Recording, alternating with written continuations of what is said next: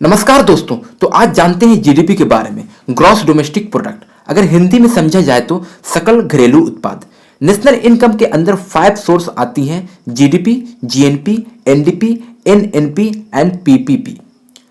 तो आइए शुरुआत करते हैं जीडीपी के बारे में और इसके साथ साथ इंडिया जीडीपी के मामले में कितने नंबर पे आते हैं। तो आइए समझते हैं। जीडीपी को जानने के लिए 4 मुख्य पॉइंट्स को जानना जरूरी है।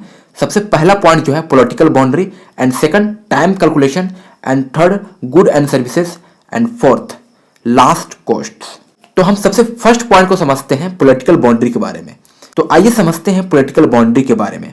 अगर कोई प्रोडक्ट गुजरात में मैन्युफैक्चरिंग हो रही है तो उसकी जीडीपी मध्य प्रदेश में काउंट नहीं होगी, गुजरात में ही काउंट होगी। दूसरी एग्जांपल की बात करें तो जैसे कोई प्रोडक्ट इंडिया में मैन्युफैक्चरिंग हो रही है तो उसे हम यूएसए की जीडीपी में काउंट नहीं कर सकते हैं, मेड इन इंडिया की जीडीपी में काउंट होगी।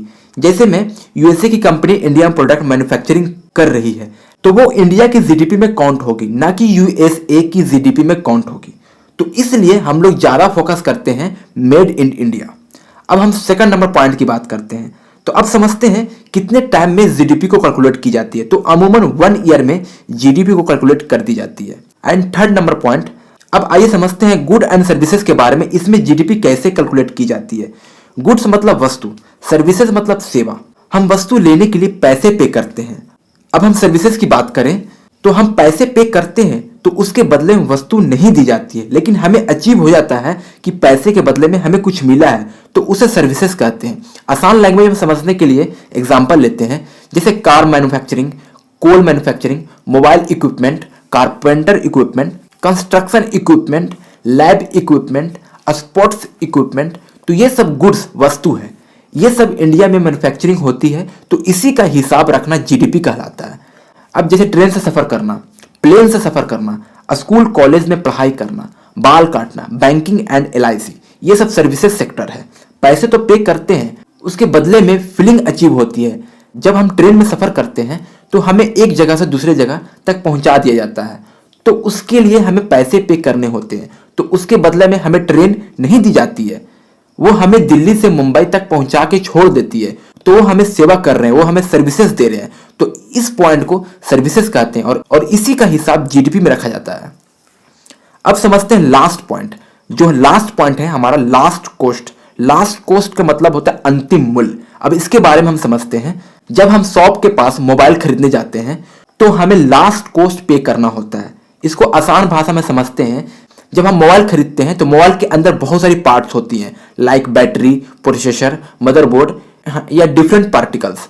तो उस पार्टिकल्स को इंडिविजुअली पैसा पे नहीं करते हैं, उसको लास्ट में पूरी कंप्लीट होने के बाद एक मोबाइल का पैसा पे करना पड़ता है। वो जो होता है वो एक लास्ट कॉस्ट होता है और इसी लास्ट कॉस्ट को जीडीपी में काउंट की जाती है। तो इसी तरह से इंडिया की सारी company last cost, goods and services, political boundary को कैलकुलेट करके 1 ईयर में जीडीपी निकलती है। अब आते हैं मेन पॉइंट पे। पूरे वर्ल्ड में यूएसए की जीडीपी नंबर 1 पे है, approx $22.9 trillion, and second number पे China 16.8 trillion dollar, and third number पे Japan around $5.1 trillion, fourth number पे Germany 4.2 trillion dollar, and fifth number पे United Kingdom 3.1 trillion dollar, and finally 6th number पे India around $2.9 trillion. आप आंकड़ा देख सकते हैं, जीडीपी के मामले में इंडिया 6th पोजीशन पे है और पीपीपी के मामले में इंडिया 3rd पोजीशन पे है। और इंडिया की जीडीपी चेंज होते रहती है। 2015 के बाद इंडिया की जीडीपी ग्रेजुअली डाउन होते गई है। इवन 2020 से 2021 के बीच में कोरोना की वजह से -7.3% पर जीडीपी आ गई थी, फिर उसके बाद अपनी जीडीपी को बैलेंस कर ली। आई होप वीडियो बहुत इन्फॉर्मेटिव लगी होगी। वीडियो इन्फॉर्मेटिव लगी होगी तो चैनल को सब्सक्राइब करें एंड साथ ही साथ वीडियो को लोगों तक शेयर करें।